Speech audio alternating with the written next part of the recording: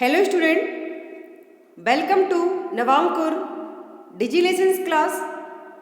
मैं सीमा सर आज आपको हल करवाने जा रही हूँ टॉपिक हमारा जीवन और पर्यावरण।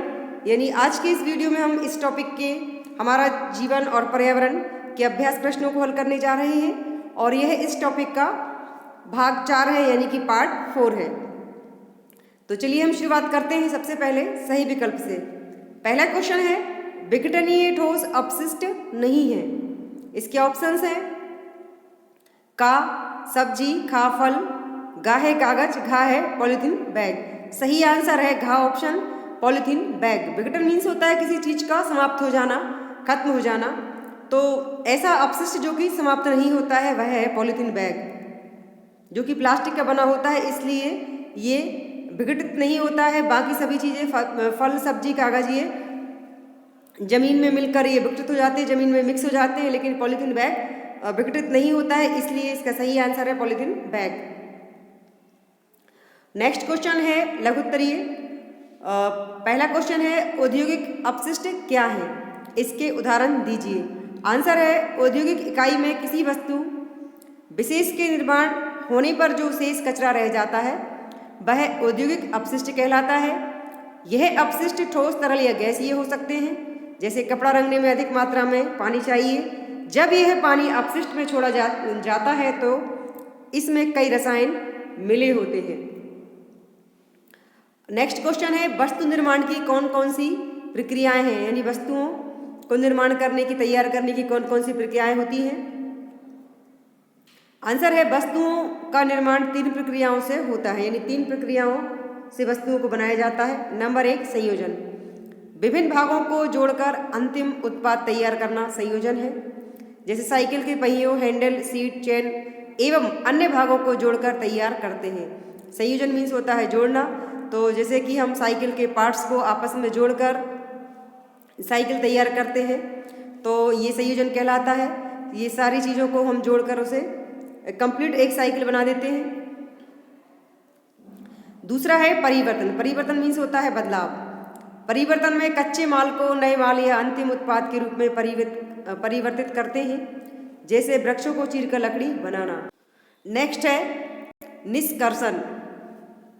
निष्कर्षण में कच्चे माल में से 1 या 2 अवयव निकाल लिए जाते हैं, जैसे पेट्रोल से तेल अलग किया जाता है।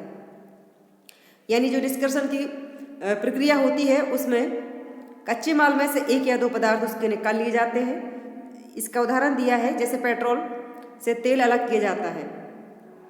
केरोसिन का जो तेल होता है, मिट्टी का तेल, उसमें उसे यदि हम और साफ करते हैं तो पेट्रोल बन जाता है। नेक्स्ट क्वेश्चन है उद्योगों के प्रमुख अवयव कौन कौन से हैं। आंसर है अधिकतर उद्योगों में निम्नलिखित 4 अवयव होते हैं। नंबर 1 है पूंजी। प्रत्येक उद्योग को 2 प्रकार की पूंजी की आवश्यकता होती है। नंबर 1 भौतिक पूंजी, जिसे हम संसाधन भी कहते हैं, तथा दूसरा है आर्थिक पूंजी। सबसे अधिक इसी की आवश्यकता होती है, यही अवयव सबसे महत्वपूर्ण होता है किसी भी उद्योग को शुरू करने में।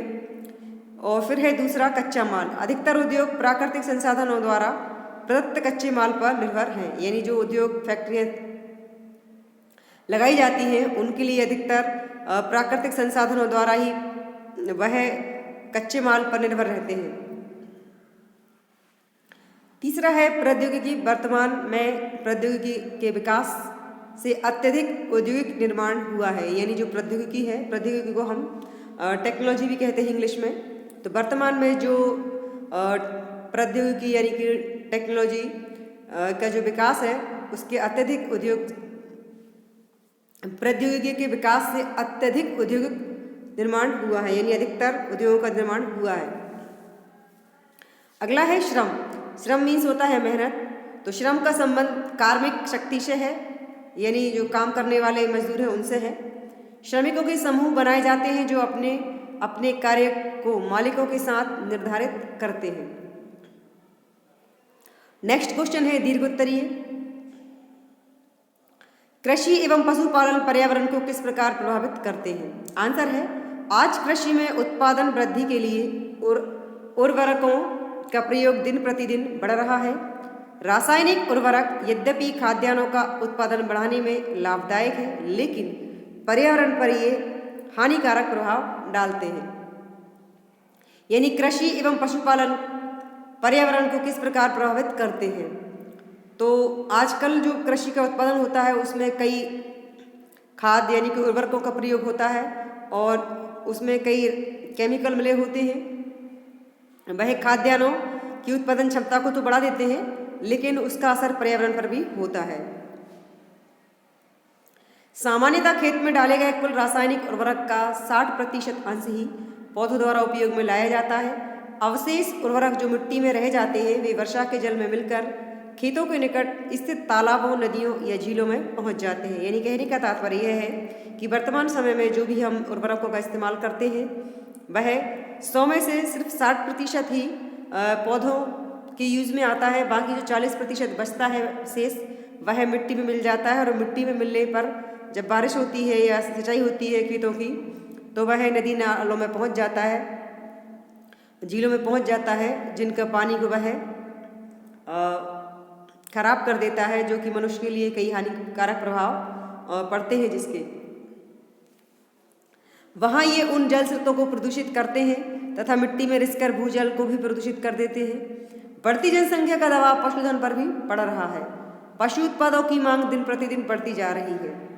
वैज्ञानिक इन उत्पादों की वृद्धि पर कठोर परिश्रम कर रहे हैं। उन्होंने पशुओं का गहन शोध किया है, जैसे अधिक ऊन के लिए उन्नत किस्म की भेड़ों का पालन करना, क्लोन निर्माण कर पशुओं का कृत्रिम प्रजनन। इससे जैविक विविधता प्रभावित हो रही है। ओवरऑल हम ये कह सकते हैं कि वर्तमान समय में जो कृषि है और पशुपालन है वह पर्यावरण को कई प्रकार से प्रभावित कर रहे हैं, क्योंकि वर्तमान समय में जो जनसंख्या जिस प्रकार बढ़ रही है उसके अनुसार पशुधन और कृषि उत्पादन क्षमता, उस प्रकार पशुओं की जो दुग्ध उत्पादन क्षमता है या बाकी चीज़ें हैं वह उतनी तेज़ी से नहीं बढ़ती है, ना ही खेती की पैदावार उतनी तेज़ी से बढ़ती है। इसलिए कई नई नई चीज़ों का उपयोग करके इनकी उत्पादन क्षमता बढ़ाने की कोशिश की जाती है, जिसमें कई ऐसी चीज़ें मिली होती हैं जो कि मानव के लिए काफ़ी खतरनाक होती हैं। अब हमारा नेक्स्ट क्वेश्चन है, ठोस अपशिष्टों के निपटारे की विधियों का वर्णन कीजिए। यानी जो ठोस अपशिष्ट होते हैं, कारखानों से निकलने वाले जो अपशिष्ट पदार्थ होते हैं, तो उसमें कौन सा ठोस पदार्थ, तो जो ठोस पदार्थ है उनके निपटारे के, ठोस अपशिष्ट पदार्थ के निपटारे की विधियाँ कौन कौन सी हैं, किन विधियों के द्वारा ठोस अपशिष्टों को निपटाया जाता है, यानी उनको ठिकाने लगाया जाता है। ठोस अपशिष्ट के निपटारे की कई विधियां हैं। पहली है पुनः उपयोग, यानी फिर से उसका इस्तेमाल करना। यह प्राचीन विधि है जिसमें अपशिष्ट वस्तुओं को पुनः उपयोग के योग्य बनाते हैं। सभी धात्विक वस्तुओं को पिघलाकर नई वस्तुएं बन सकती हैं। शीशा और कागज 100% पुनः उपयोग योग्य हैं। यानी जो आजकल जो भी अपशिष्ट बच जाते हैं उनको दोबारा इस्तेमाल कर लेते हैं। तो ये पुनः उपयोग मतलब जो भी अपशिष्ट बच गए हैं उनको पुनः यूज़ करने लायक बनाना। तो कागज और जो कांच होता है वह 100% दोबारा से इस्तेमाल हो जाता है। दूसरी विधि है भूमि में दबाना। यह भूमि पर अपशिष्ट के निपटारे की अत्यंत प्रचलित विधि है, क्योंकि इसमें मुख्य जो खर्च है केवल परिवहन का है। आधुनिक भूमि भराव में ठोस अपशिष्ट को पतली परतों में बिछाया जाता है। बीच बीच में मिट्टी की परत बिछाई जाती है और उसे भी बुलडोजर से ठोस बनाया जाता है। यानी भूमि के अंदर दबा दिए जाते हैं कई अपशिष्ट पदार्थों को, और ये बहुत ही पुरानी विधि है। तीसरी जो विधि है वह है ठोस अपशिष्ट निपटारे की कूड़ा से खाद बनाना। कूड़े से यानी कि कचड़े से खाद बनाना, और वह भी खेती के लिए इस्तेमाल में आना। तो इस प्रक्रिया में अपशिष्ट की छटाई की जाती है ताकि वह पदार्थ चुने जाएं जिन्हें अपघटित किया जा सकता है, जैसे कि कागज, लकड़ी, पत्ते। अपशिष्ट को इस प्रकार की परतों में रखते हैं कि सुगमता से वायु का संचार हो सके। थोड़ा पानी डाला जाता है ताकि अपघटन सुगम हो सके। कुछ दिन तक सामग्री का ढेर को ढक दिया जाता है। लगभग 3 सप्ताह के बाद इसे खाद के रूप में प्रयुक्त कर सकते हैं। यानी इस तरह इस विधि का इस्तेमाल करके कूड़े से खाद बनाया जाता है और जो कि यूजफुल हो जाता है बाद में। ठोस अपशिष्ट निपटारे की जो चौथी विधि है वह है भस्मक। भस्म मीन्स होता है आग। तो भस्मक में अपशिष्ट को भस्मक मीन्स किसी भी चीज़ को जलाने के बाद जो उसकी राख बचती है उसे हम भस्म कहते हैं और उसी का सुधरा हुआ रूप भस्मक है। तो भस्मक में अपशिष्ट को जलाया जाता है ताकि इसका भार तथा आयतन कम हो जाए। इससे लगभग 90% अपशिष्ट नहीं मतलब कि जल जाते हैं और उसका वजन कम हो जाता है। तो इस तरह भस्मक में जो भी अपशिष्ट पदार्थ बचते हैं उनको जलाकर उनके वजन को कम किया जाता है ताकि वो कम जगह घेरें और इससे फिर उसका बाद में इस्तेमाल किया जाता है। नेक्स्ट है पर्यावरण सहयोगी प्रौद्योगिकी से आप क्या समझते हैं, समझाइए। नेक्स्ट क्वेश्चन है पर्यावरण सहयोगी प्रौद्योगिकी से आप क्या समझते हैं, ये हमें बताना है। पर्यावरण सहयोगी प्रौद्योगिकी से आशय उस प्रौद्योगिकी से है जो पर्यावरण को कम से कम नुकसान पहुंचाती है, जिसे आधुनिक प्रौद्योगिकी कहा जाता है। आधुनिक प्रौद्योगिकी उद्योगों को सुरक्षित व मितव्ययी बना सकती है, जैसे ऑटोमोबाइल उद्योग का कबाड़ अन्य धातुओं से मिश्रित कर नई धातु बनाने में उपयोगी हो सकता है। इन्हें आधुनिक प्रौद्योगिकी द्वारा प्रभावी रूप से पुनः उपयोग के योग्य बनाया जा सकता है। नेक्स्ट है उद्योगों की चिमनियों द्वारा हानिकारक उत्सर्जक वायु प्रदूषण का एक प्रमुख कारण है धूम्रमार्जक। औद्योगिक संयंत्रों द्वारा हानिकारक गैसों तथा प्रदूषक तत्वों को दूर किया जा सकता है। परिवहन के क्षेत्र में सीएनजी का प्रयोग बढ़ रहा है क्योंकि यह अन्य ऊर्जा स्रोतों की अपेक्षा न्यूनतम प्रदूषण फैलाती है। नेक्स्ट पॉइंट है आधुनिक कंप्यूटर पर आधारित मशीनें सटीक तथा मितव्ययी सिद्ध हुई है। ये ऊर्जा बचाती तथा न्यूनतम अपशिष्ट छोड़ती हैं।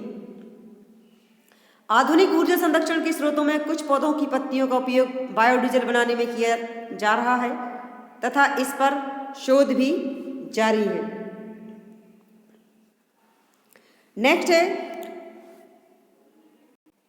नेक्स्ट क्वेश्चन है राष्ट्रीय एवं क्षेत्रीय पर्यावरणीय मुद्दों का वर्णन कीजिए।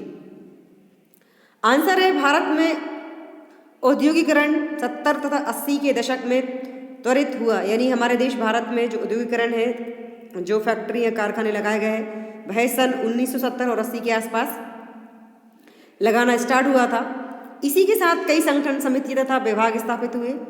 इनमें सरकारी तथा गैर सरकारी संगठन दोनों ही शामिल हैं। शीघ्र तथा प्रभावकारी परिणामों के लिए भारत सरकार ने कई कानून बनाए हैं, जैसे पर्यावरण संरक्षण अधिनियम, फैक्ट्री संशोधन अधिनियम, केंद्रीय मोटर वाहन संबंधी नियम आदि। जैसे यदि कोई फैक्ट्री अपशिष्ट का समुचित निपटारा न करके प्रदूषण का कारण बन रही है तो ये बोर्ड उसे बंद करने का आदेश दे सकते हैं। स्थानीय